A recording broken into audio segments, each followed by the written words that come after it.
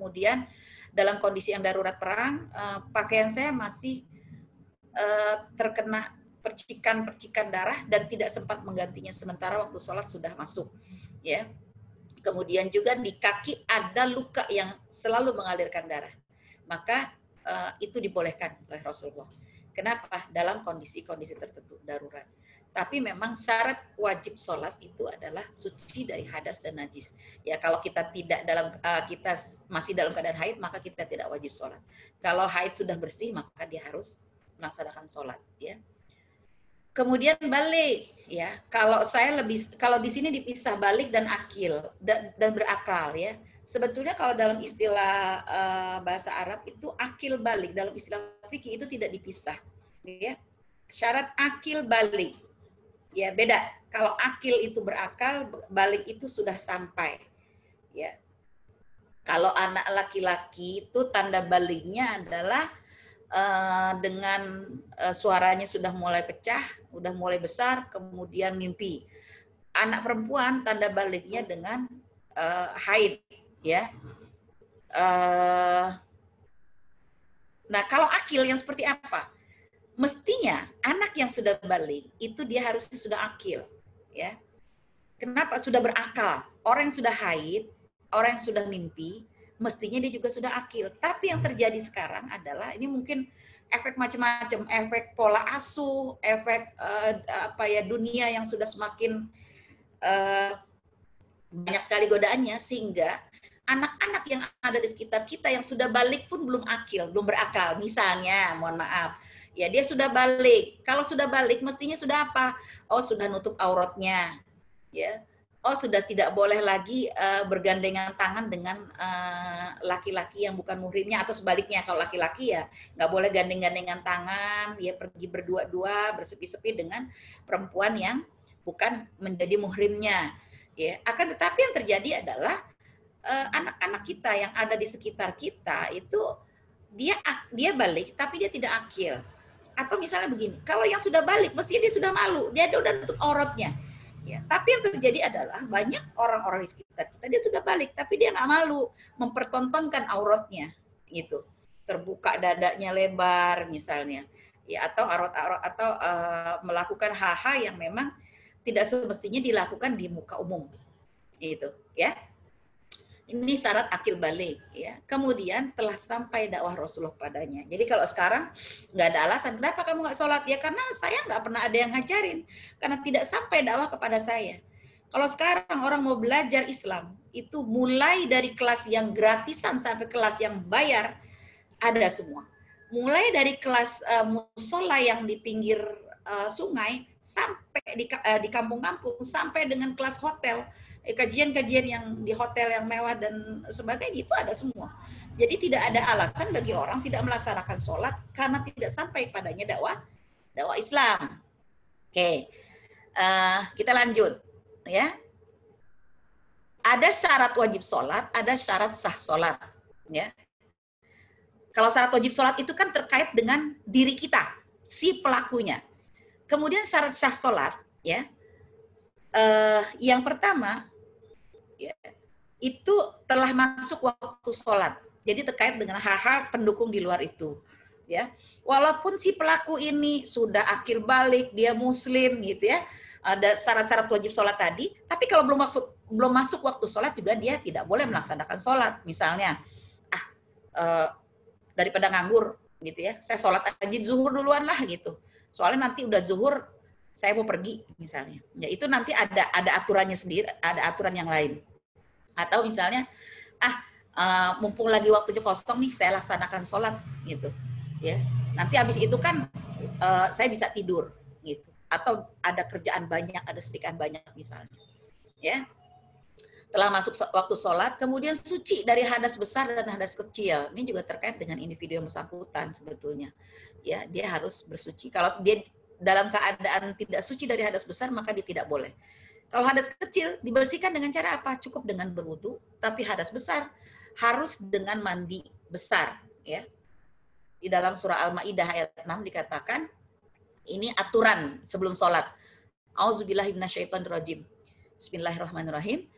Ya ayyuhalladzina amanu, wahai orang-orang yang beriman, idza qumtum ilas shalah, jika kamu mau sholat nih, ya, fagsilu wujuhakum wa aydikum ilal marafiq. Bersihkanlah wajahmu, sapu, bersihkan, ya, basahkan, ya.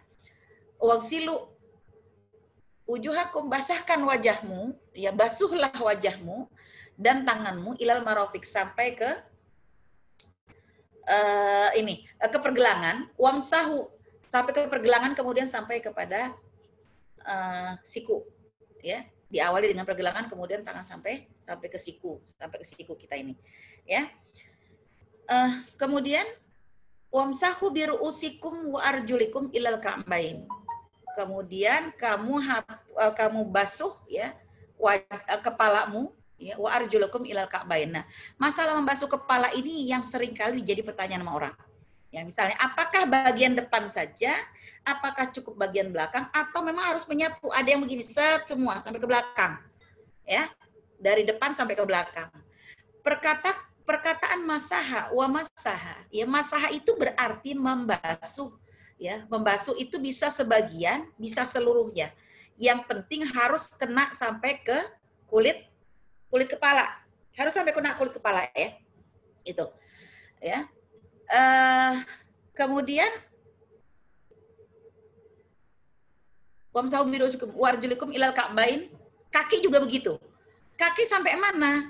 Sampai mata kaki. Betul, memang perintahnya sampai mata kaki, tapi kalau Rasul senantiasa melaksanakannya dengan membasuhnya lebih dipanjangkan, ya. Oke, nanti ini kita bahas khusus, sebetulnya ada bahasan khusus bab wudu, ya. Tapi ini persiapan sholat. Wa in kuntum junuban fattoharu. Nah, ini kata kuncinya. Jika kamu dalam keadaan junub fattoharu, maka kamu harus toharoh dulu. Ya, wa in kuntum mardu aw ala safarin aw ja'a adum minkum minal ghaid. Jika kamu dalam keadaan sakit atau dalam keadaan safar atau habis berhubungan suami istri, ya, minal ghaid, aula mastumun nisa falam tajidu ma'an. Kalau habis melakukan itu semua yang mendatangkan hadas besar, watayammamu, dia boleh tayamum, maka kamu boleh tayamum kalau nggak ada air, gitu, ya. Famsahu biwujuhikum wa aidikum, lanjutannya adalah basuhlah wajahmu, tanganmu, kakimu, ya, ma yuridullahu liyaj'ala 'alaikum min haraj. Ya, jadi intinya walaki yuridu liyutahhirakum walitumma ni'mata 'alaikum la'allakum tashkurun. Intinya sebetulnya Allah menjadikan itu semua bukan untuk nyulit-nyulitkan kita, bukan untuk nyusah-nyusahkan kita, ya. Tapi untuk sebetulnya memberi kesempatan pada kita untuk bisa beribadah lebih baik lagi, dan untuk bisa mendapatkan, Allah memberikan kesempatan pada kita untuk bisa mendapatkan apa yang menjadi keinginan kita, yang kita mintakan melalui sholat kita, ya. Oke.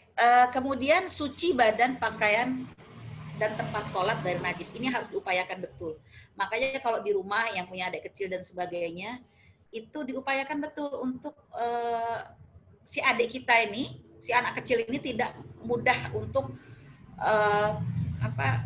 buang hajat sembarangan, misalnya pipis, ngocor di mana tempat, gitu. Sehingga tempat kita, rumah kita itu adalah tempat yang bersih dari najis, ya. Kalau sekarang udah lebih mudah lah, udah banyak pempes dan sebagainya, ya. Jadi masalah najis ini juga harus diperhatikan. Kenapa? Karena syarat sah sholat adalah suci badan, pakaian, dan tempat sholat kita dari najis, ya. Termasuk najis ini juga nanti ada bahasan khusus. Kemudian menutup aurat, ya. Jadi walaupun di kamar sendirian, tetap aja kalau sholat syarat sahnya adalah dengan menutup aurat.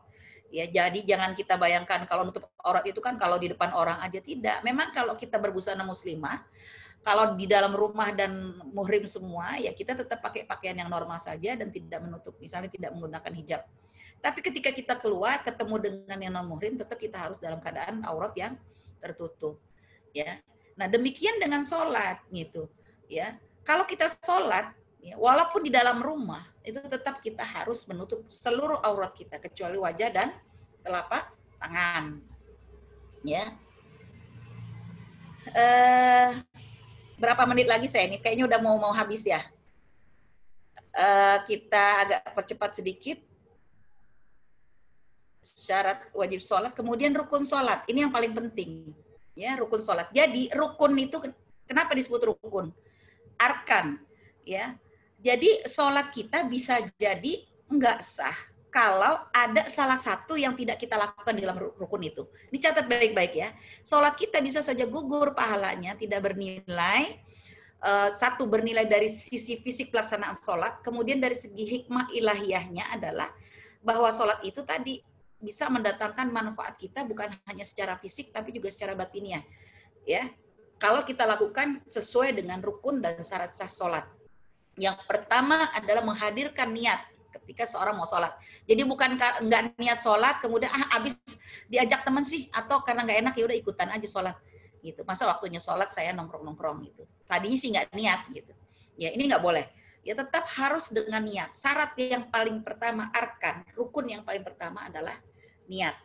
Niat itu apa? Artinya menyengajakan di dalam hati untuk melaksanakan sholat. Ya. Nah, ada lagi yang tanya mungkin, niat ini apakah harus dizohirkan atau cukup di dalam hati? Ya, sebagian ulama berpendapat bahwa niat innamal a'malu binniyat. Sungguhnya setiap amal itu tergantung dari niatnya. Jadi niat boleh saja di dalam hati, tapi dizohirkan juga boleh. Misalnya kan dalam hati tetap kita berniat. Saya niat ntar kalau azan zuhur, saya sholat, ya. Ini kan niat dalam hati. Kemudian ketika mau sholat, mau takbiratul ihram, ya, kita baca ada sebagian orang yang menzohirkan niat dengan baca misalnya usolli fardhu misalnya subuh, usolli fardhu subhi, atau zuhur, usolli fardhu zuhri, atau misalnya kalau kita niat sholat duha, usolli sunat duha rakaataini misalnya, atau arba'a rakaatin. Jadi nggak usah dipertentangkan lagi masalah apakah niat dalam sholat ini cukup dalam hati atau harus dizohirkan dibaca. Ya, yang pasti niat dalam hati tetap harus ada, gitu. Nah, kalau ketika akan melaksanakan sholatnya dia mau menzohirkan silahkan, tidak pun tidak apa-apa. Yang pasti niat dalam hati itu sudah dinyatakan ya, urusan hati dengan Rob kita yang di atas. Kemudian rukun sholat yang lain adalah berdiri bagi yang mampu. Ya, yang nggak bisa berdiri boleh duduk, yang nggak bisa duduk boleh baring. Ya, yang nggak bisa berbaring lagi, ya kedip-kedipkanlah matanya. Kalau nggak bisa berdiri, nggak bisa duduk, nggak bisa berbaring, nggak bisa kedip-kedipkan mata lagi dengan isyarat, maka disolatkan. Ya, mudah Islam itu ya. Kemudian takbiratul ihram. Setelah takbiratul ihram, ini yang harus ada ya, membaca Al-Fatihah. Ya, setelah membaca Al-Fatihah, ya, kalau Al-Fatihah ini harus ada rukun. Ya, kalau memang tidak dibaca maka tidak sah sholatnya, harus diulangi. Tapi kalau baca surah setelah Al-Fatihah itu nggak dibaca pun nggak apa-apa. Misalnya sholat zuhur dari rakaat pertama sampai rakaat keempat itu baca Al-Fatihah semua tanpa baca surat setelahnya, itu boleh. Tapi kalau tidak baca Al-Fatihah ini artinya rukunnya tidak terpenuhi, maka sholat seseorang menjadi tidak sah. Ya. Kemudian setelah itu ruku, ya, ruku. Jadi kalau takbiratul ihram ini rukun bukan. Jadi jangan heran kalau ada orang langsung ruku tanpa mengangkat tangan lagi. Ya. Tapi kalau ruku ini tidak boleh tidak, dia harus ada. Ya. Ruku itu membungkuk hingga punggung itu sejajar, lurus dengan leher dan kedua belah tangan. Ya, 90 derajat lah begini. Jadi jangan sampai orang cuma ruku sedikit saja kemudian udah berdiri lagi. Dia harus betul-betul sampai membentuk 90 derajat. Inilah yang dikatakan bahwa bisa membawa efek kesehatan pada orang yang melaksanakan sholat secara benar, ya. Saya agak percepat ya. Kemudian itidal, bangkit dari ruku dan berdiri tegak lurus. Jadi kalau belum tegak lurus itu tidak boleh langsung sujud lagi. Baru sedikit bangkit langsung sujud gitu, nyungsruk gitu ya. Itu nggak boleh. Jadi setelah ruku, dia rukunnya adalah berdiri tegak, baru dia sujud lagi, ya. Rukun yang berikutnya adalah sujud 2 kali, nggak boleh sekali ya, kecuali lupa. Ya, nah ketika sujud itu meletakkan kedua lutut, kemudian harus ingat ya, kedua lutut, kedua tangan, telapak tangan, kemudian kening dan hidung sampai nempel, ya. pada lantai dengan tumak ninah. Tumak ninah itu ya sampai nempel bener dulu gitu, jangan cuman sek langsung kayak burung pelatuk gitu loh, tek tek tek tek gitu aja. Ya, ini sholat yang benar. Kemudian duduk di antara dua sujud. Ini yang juga tidak boleh tidak, ya harus ada rukun. Kalau enggak, ya namanya rukun dilanggar ya enggak sah. Ya. Duduk antara dua sujud. Ya. Bangun dari sujud yang pertama untuk duduk sejenak. Ya. Untuk kemudian melaksanakan sujud yang kedua. Kemudian rukun yang lain adalah duduk akhir. Ya. Tawarruk pada rakaat terakhir. Ya. Kemudian membaca tasahud akhir, membaca sholawat Nabi, dan mengucapkan salam yang pertama. Ya, kenapa di sini dikatakan mengucapkan salam yang pertama? Jadi kadang-kadang kita melihat ada orang assalamualaikum warahmatullahi wabarakatuh. Udah gitu, gitu. Kenapa? Karena salam yang kedua itu tidak rukun sifatnya. Jadi yang rukun adalah mengucapkan salam yang pertama. Ya, kemudian menoleh ke kanan dan ke kiri. Ya. Mungkin itu yang bisa saya sampaikan terkait dengan sholat yang terakhir ini, yang terkait dengan rukun sholat. Ya. Kelihatannya waktunya memang gimana? Udah habis ya jatah saya ya? Udah jam 11 kurang. Ya Allah, mungkin nanti bisa diperluas dengan tanya jawab. Ya. Billahi bistabilil haq. Assalamualaikum warahmatullahi wabarakatuh. Waalaikumsalam warahmatullahi wabarakatuh. Baik, terima kasih Ibu atas pemaparan materi hari ini. Sekarang ke sesi tanya jawab. Silakan kepada teman-teman yang mau bertanya, silakan tulis di chat untuk 3 pertanyaan dulu. Mungkin langsung juga boleh ya, kalau nggak nulis di chat ya. Boleh, Bu. Baik, silakan teman-teman. Kalau ada yang mau ditanyakan, silakan tulis di kolom chat.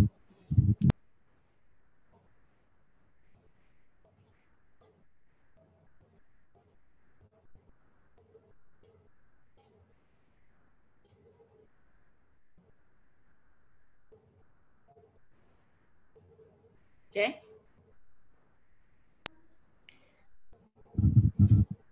Sudah ada masuk? Sudah, Ibu, ada 2. Ya, bacakan aja. Boleh, Bu. Yang pertama dari Intan Mawarni. Assalamualaikum, Ibu. Izin bertanya, bagaimana dengan orang yang tidak membaca doa iftitah? Apakah itu dianggap tidak sah? Ya, langsung saya jawab ya satu-satu ya. Ya, boleh. Oke. Bismillah. Jadi kalau kita urut lagi tadi rukun sholat, apa? Diulang ya. Yang pertama niat. Setelah niat apa? Takbiratul ihram. Ya, setelah takbiratul berdiri ya, jelas berdiri ya. Tadi berdiri kalau bisa, kalau nggak bisa duduk dan seterusnya. Takbiratul ihram. Kemudian membaca surah Al-Fatihah.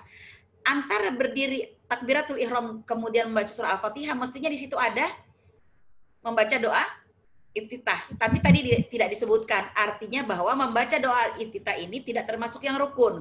Artinya boleh tidak dilakukan. Kalau dia tidak membaca doa iftitah, maka tidak menggugurkan sholatnya. Ya, sholatnya tetap sah. Ya, tapi kalau mau menambah kehusyuan sholat, menambah banyak manfaat, menambah banyak pahala, maka ya dibaca doa iftitahnya.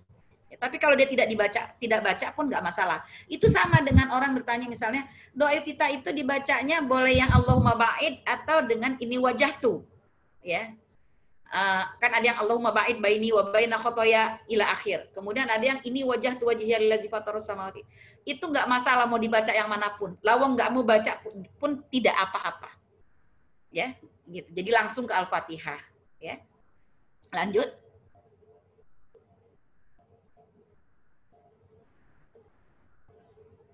Oke, lanjut berikutnya.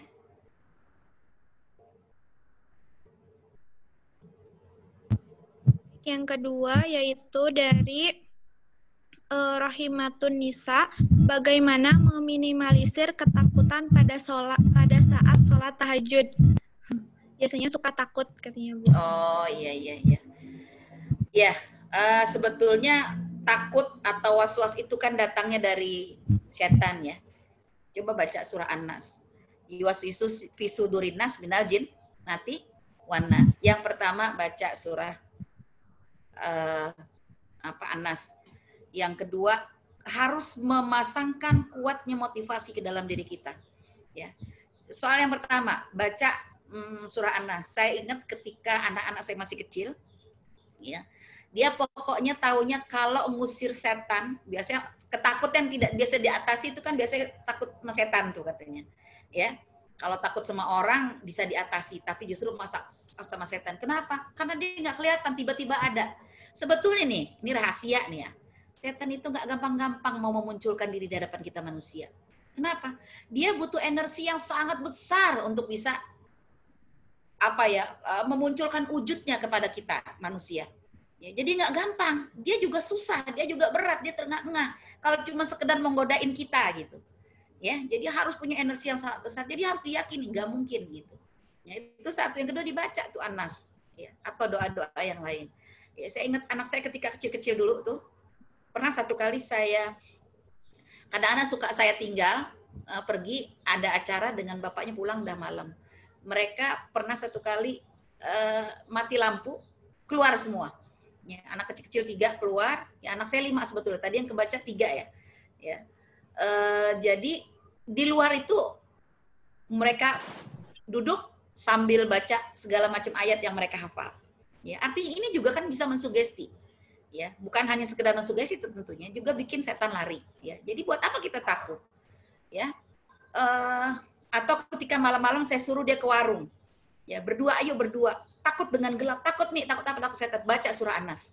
Sambil jalan tuh, auzubillahi minasyaitonirrajim, bismillahirrahmanirrahim, terus diulang-ulang baca surat itu. Dan ternyata kembali dengan selamat. Saya bilang, gimana tadi ketemu apa? Enggak ketemu apa-apa. Ya, kekuatan doa. Ya. Baca itu kemudian doa, mohon betul pertolongan Allah. Termasuk kadang-kala kita mau bangun sholat malam itu kan males, ngantuk. Selain ngantuk, yaitu ditakut-takutin gitu. Ya, kita harus mensugesti diri kita bahwa ayo menang-menangan mana? Lo apa gue yang menang? Gitu, sama setan gitu loh. Kalau kita tetap tetap di atas peraduan kita dan kita tidak bangun untuk sholat hanya karena takut, oh berarti kita kalah. Ya, masa kalah? Ya, setan yang tepuk tangan. Jadi itu sangat membantu sebetulnya. Atau misalnya kalau kita termasuk yang penakut, tuh jangan suka dengar-dengar cerita misteri. Ya, sehingga menghalangi kita untuk sholat malam. Kenapa kalau bangun takut tadi habis nonton film. Ya, harus tadi habis dengar cerita begini-begini. Hindari yang seperti itu. Ya. Kalau misalnya, saya takut karena kamar mandi di luar, kayaknya sih hari gini sih udah jarang sih yang betul-betul kamar mandi pisah jauh ya, gitu. Ya. Tapi kalau memang begitu, kita juga mungkin bisa menyiasati dengan kita bangunkan saudara kita atau orang tua kita, atau sama minta temenin dulu, saya mau wudhu, gitu. Ya. Ada cerita, teman saya itu rajin sholat malam. Satu kali dia lagi sholat malam, di depan pas betul lagi sholat di depan jendela. Kemudian rupanya jendela kamar itu ada yang lagi nyongkel dari luar. Maling. Ya, kan dia tahu, dia kuatkan aja Allahu Akbar. Ya, nggak jadi maling masuk itu, lari jentang pukang. Gitu, ya. Jadi ada banyak cara lah kita untuk bisa mensugesti diri ini. Ngapain takut? Ya. Yang seharusnya kita takut adalah kalau kita tidak mampu melaksanakan sholat itu, kita lebih takut sama yang di atas, terhadap ancaman siksa yang di atas itu. Daripada ya itu tadi takut kegelapan, takut tiba-tiba wah ada sesuatu, ya, dan sebagainya. Mungkin itu yang bisa dilakukan ya, selain doa-doa tadi. Oke, berikutnya.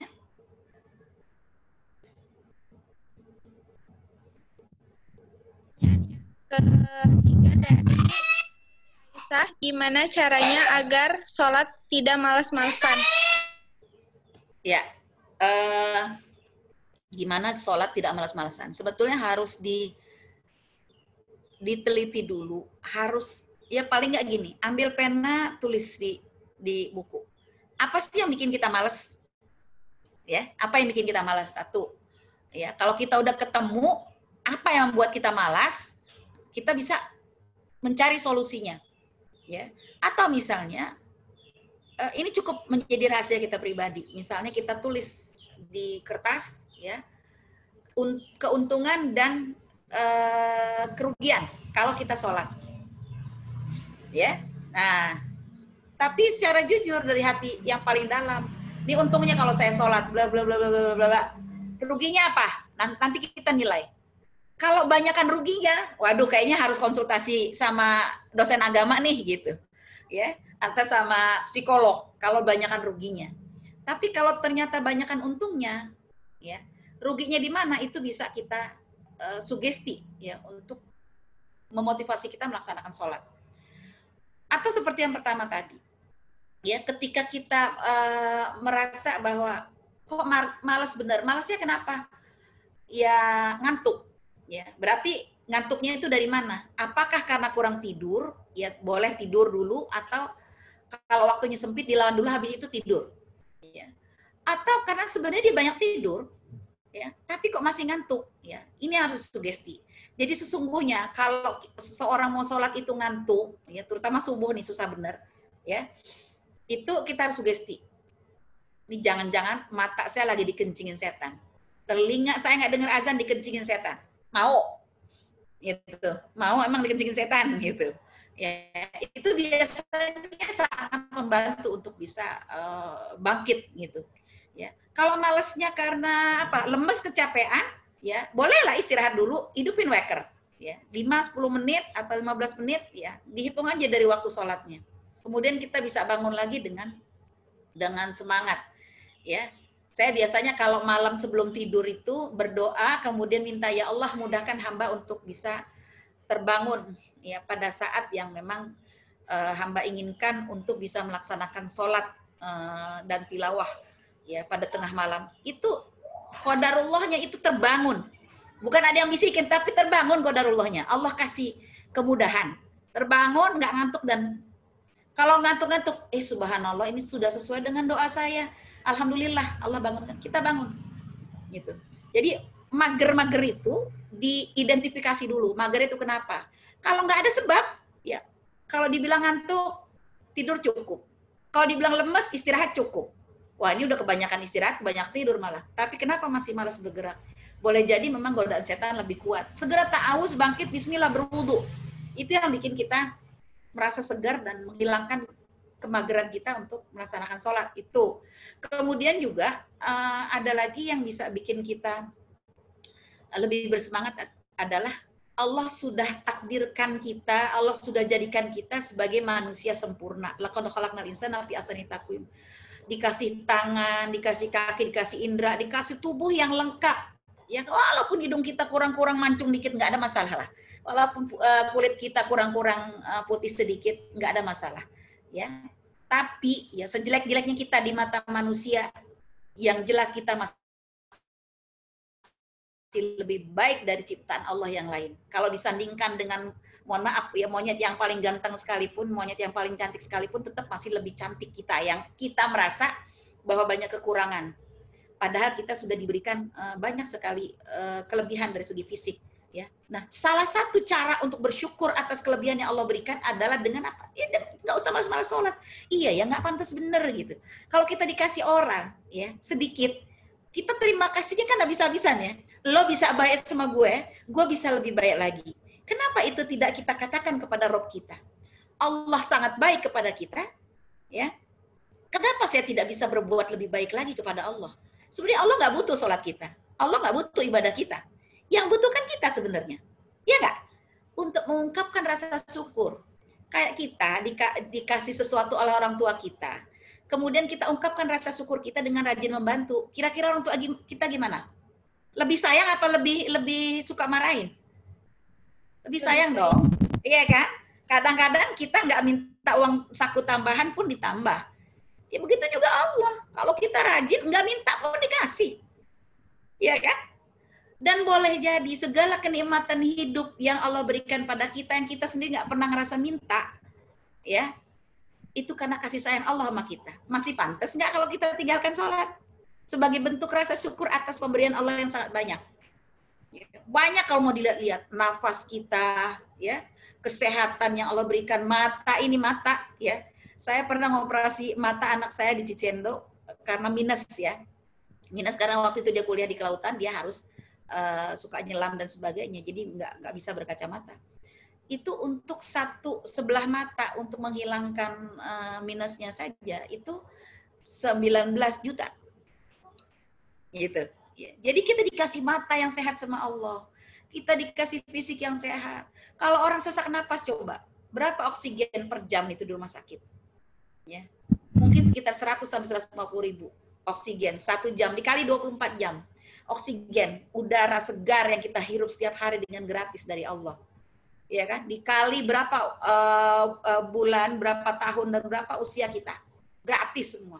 Kemudian juga air yang kita nikmati selama ini. Ketahuilah bahwa di dunia ini hanya 3% saja penduduk dunia yang bisa menikmati air secara gratis kayak kita ini. Jadi kalau kita bayar PAM, itu bukan bayar airnya, tapi bayar upah orang mengalirkan air sampai ke rumah kita. Airnya nggak kebayar. Gitu. Jadi, fabi ayyi ala rabbikum atukadziban, maka nikmat kami yang mana lagi, kata Allah, yang kamu dustakan. Masa suruh sholat sedikit aja macam-macam alasannya, mager dan sebagainya. Ya, ada orang yang nggak punya tangan, nggak punya kaki, bagaimana dia berusaha melaksanakan sholat? Lah kita masih bisa bangkit, tubuh kita lengkap, sehat walafiat. Jangan sampai segala kenikmatan itu diambil. Kenapa? Kalau kata Allah, la in syakartum la azidannakum wa la in kafartum inna adzabi lasyadid. Kalau kamu bersyukur, cara bersyukurnya apa? Sederhana. Tadi melaksanakan sholat, menjauhi diri dari berbagai larangan Allah, melaksanakan perintah Allah. Sederhana kan?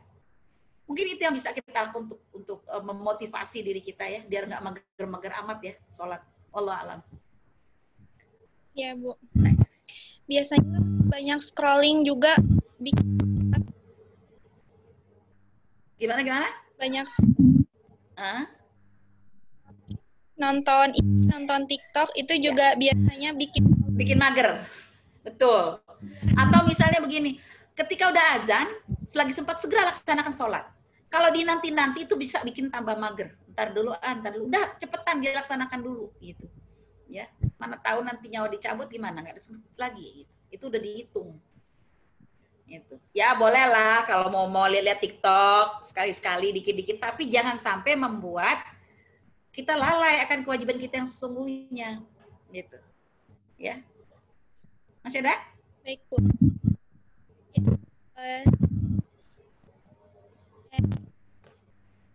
Dari Assalamualaikum Ibu, izin bertanya, bagaimana jika mau ruku, kaki tidak sengaja terlihat, apakah itu batal sholatnya atau harus diulang sholatnya? Terima kasih, Bu. Ya. Kalau namanya nggak sengaja ya, orang nggak sengaja makan daging babi juga nggak apa-apa, dimaafkan, iya kan? Misalnya nggak tahu gitu, nggak sengaja nggak apa-apa. Tapi kalau sengaja misalnya ya, nggak apa-apa lah, orang nggak ada orang misalnya. Sama halnya dengan tadi, kan nggak ada orang sih di kamar sendirian gitu, di rumah juga nggak ada orang, saya sholat aja nggak usah nutup aurat misalnya, itu nggak boleh. Kalau sengaja, kalau tidak sengaja maafu ya, dimaafkan. Lanjut.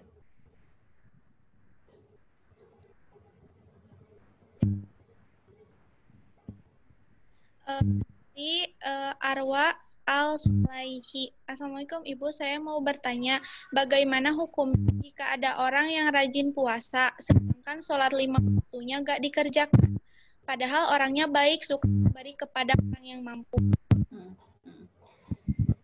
Ya, sekarang kan banyak sih orang melaksanakan perbuatan tertentu bukan karena Allah ya. Misalnya, untuk kamu bisa mencapai ini itu, untuk bisa dapat jabatan, untuk bisa dapat cewek cantik, untuk bisa mendapatkan jodoh yang kamu idamkan, misalnya kamu harus puasa mutilah begini begitu dan sebagainya, ya. Ya itu kembali lagi kepada sebenarnya niat dia apa, ya. Saya yakin kalau dia rajin saum, rajin puasa yang benar, ya, maka nggak mungkin dia tinggalkan sholatnya, ya. Kalau misalnya dia nggak sholat kemudian rajin puasa, ya ditanya dulu, ditelisik dulu, puasa itu puasa apa, atau berbuat baiknya gimana. Alangkah banyak orang non-muslim juga kan baik ya. Orang tuh bilang baik dalam kacamata manusia. Itu enggak muslim tapi kok dia baik. Dia suka nolong orang. Iya, tapi tetap sebagai seorang muslim itu semua akan gugur. Kita nggak bicara dalam konteks non-muslim. Tapi orang muslim pun kalau dia mengaku sebagai seorang muslim kemudian tidak melaksanakan perintah Allah secara baik, maka masih dipertanyakan kemuslimannya. Ya. Atau misalnya ada orang bilang dia sholat terus tapi kok dia maksiat jalan, ya dia suka korupsi misalnya, pecinya mah haji gitu ya, ya berarti sholat duluan yang dilihat. Jadi amal soleh yang akan dihisap duluan nanti adalah sholat seseorang. Ketika seseorang sudah wafat nanti, yang dihisap duluan tuh dari amal-amal soleh yang banyak adalah sholatnya. Sholat duluan, gitu. Ya, tapi bukan berarti tilawah Quran dan yang lain-lain itu tidak perlu kita lakukan, tapi sholatnya duluan. Kenapa? Karena sholat ini kunci, gitu, ya, atau kewajiban yang pertama kali dihisap. Jadi kalau orang sholat tapi masih melakukan maksiat, maka sholatnya berarti belum benar. Dia belum memahami apa yang dia baca. Karena di dalam sholat itu kan isinya doa-doa semua. Gitu. Atau ada orang yang itu tadi, dia rajin puasa, tapi dia tidak sholat. Ya, itu juga tidak betul. Dan harus dilihat juga sebetulnya puasanya di depan manusia sepertinya puasa, tapi nggak tahu di belakangnya. Atau ada orang yang misalnya gini, dia puasa, puasanya dia Daud. Ketika diajak ngobrol, iya, kenapa saya Daud? Karena saya itu kena diabetes.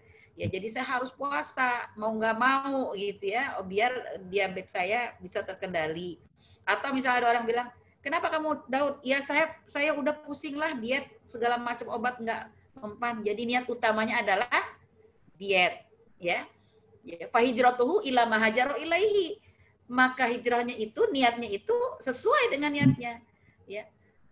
Kalau kamu hijrahnya lid dunya yusibuha aw imra'atin yankihuha. Jadi kalau kamu hijrah melakukan sesuatu itu karena dunia, kamu dapat dunia.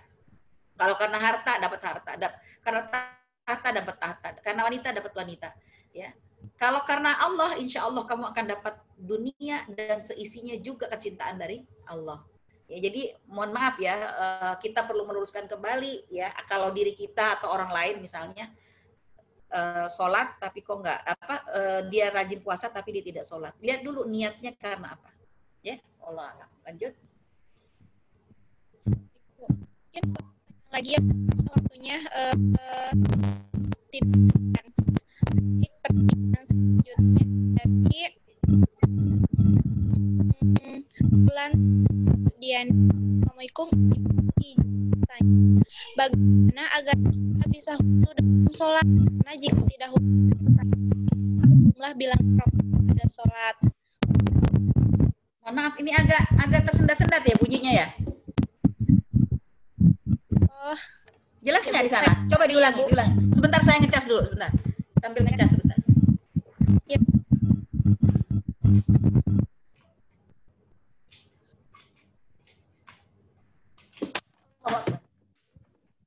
Bentar. Boleh sambil diulangi? Bu, bagaimana sholat karena bilang ada sholat, jadi tidak khusyuk katanya Bu, apa rakaatnya? Masih ada nut gitu loh tadi.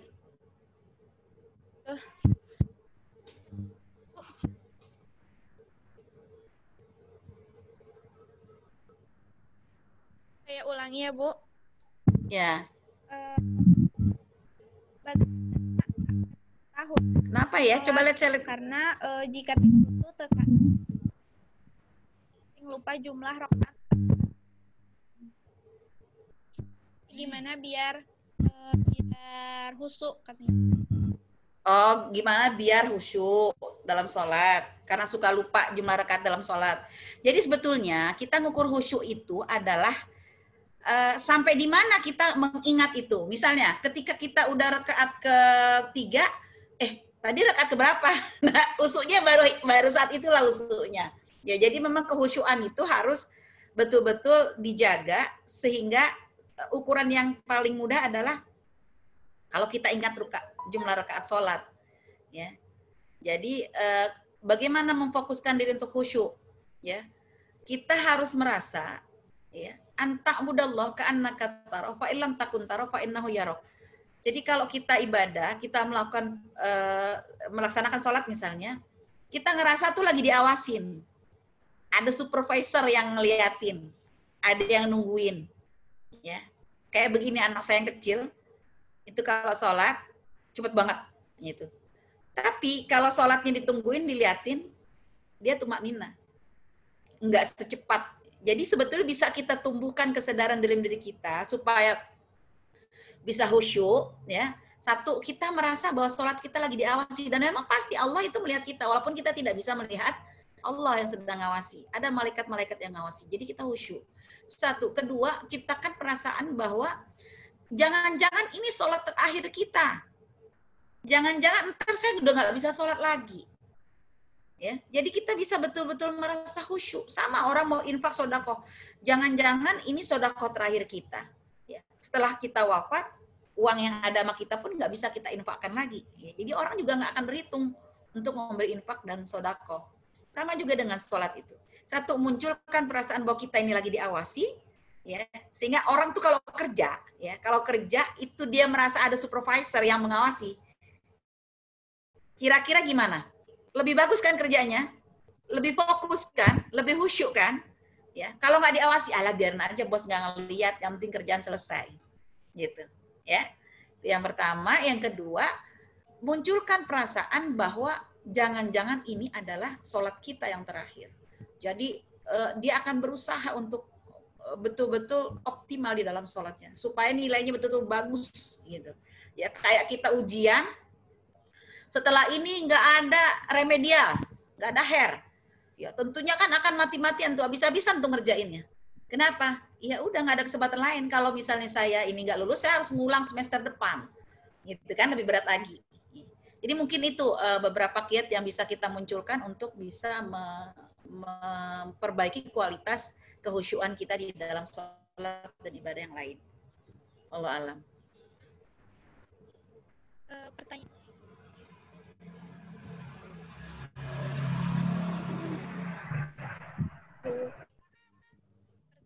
Bagaimana hukumnya apabila kita sholat di tempat umum, tapi kita tidak tahu bahwa sejadah yang itu ada najisnya?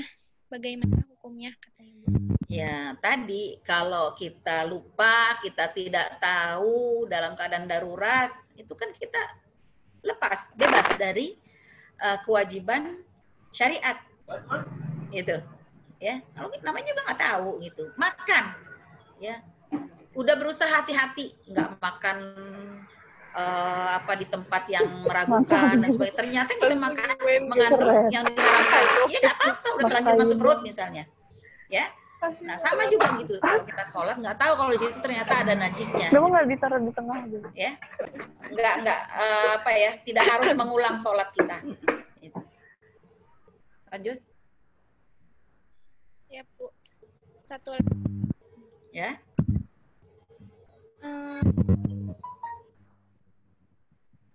Dari Fania.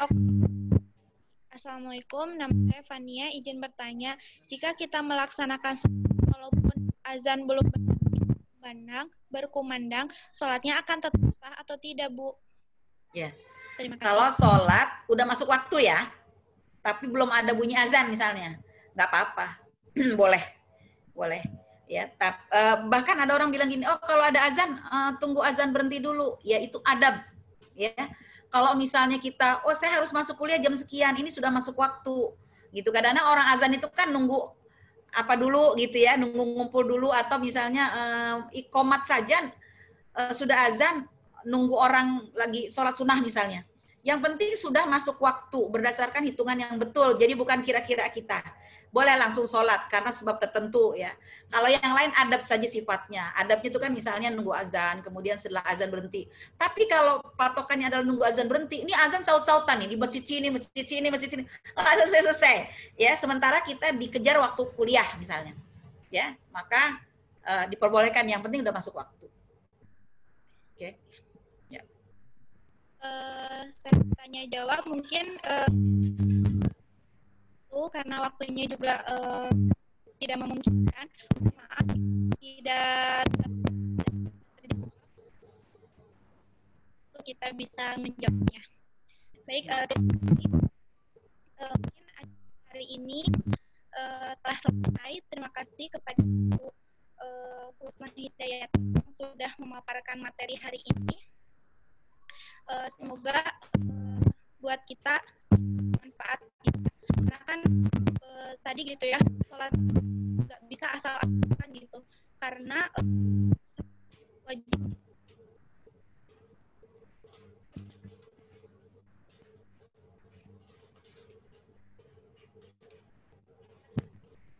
Maaf.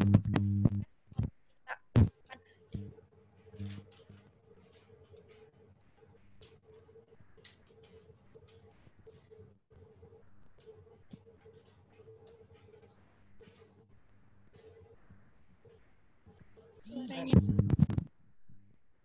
Ada suaranya. Ya, hilang.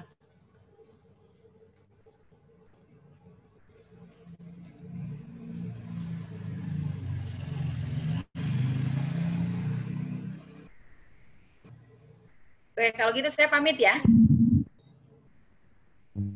Terima kasih, Bu. Ya, ya. Saya bisa live ya. Ya, Assalamualaikum. Waalaikumsalam. Waalaikumsalam. Waalaikumsalam. Waalaikumsalam.